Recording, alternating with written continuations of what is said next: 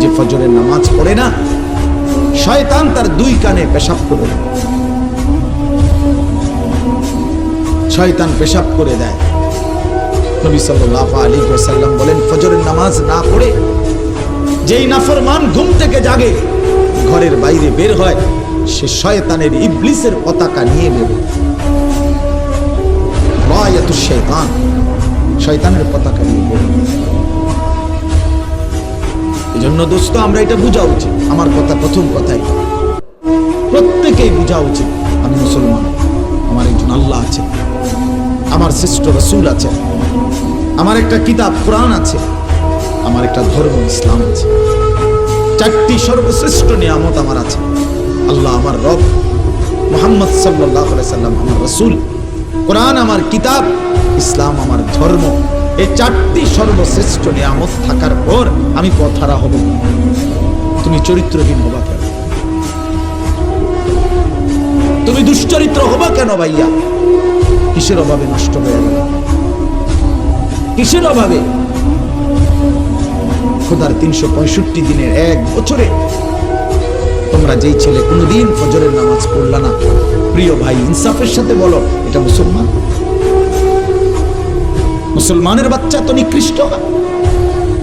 তুমি কোনো মায়ের ঘরেও জন্ম নিছ, মুসলমানের ঘরে 365 দিনে খোদার এক বছর কোনোদিন মনে পড়লো না ফজরের নামাজের কথা? মুসলমান এত বড় গাদ্দার হয়? মুসলমানের বাচ্চা এত বড় নাফরমান হয়?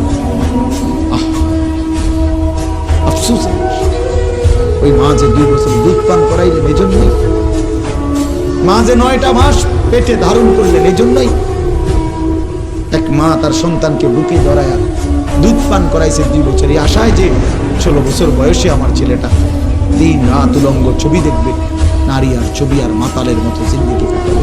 এই ছিল মার স্বপ্ন, এই ছিল মায়ের গর্ভে ধারণ উদ্দেশ্য। ইনসাফ করো ভাই, ইনসাফ করো। দয়া করে দোস্ত, তোমার ভালো তোমাকেই বুঝতে, তোমার কল্যাণ বুঝার তোমাকেই বুঝতে।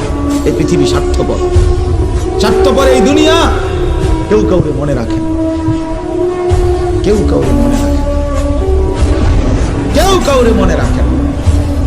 এই দুনিয়া, আমার যেদিন মৃত্যু হবে সেদিনও পৃথিবীতে আলো উঠবে, সূর্য উঠবে। এই রং তামাশার, এই দুনিয়ার ব্যস্ততার, এই ফুর্তি চলতেই থাকবে, কিন্তু আমি কবরে চলে যাইতাম।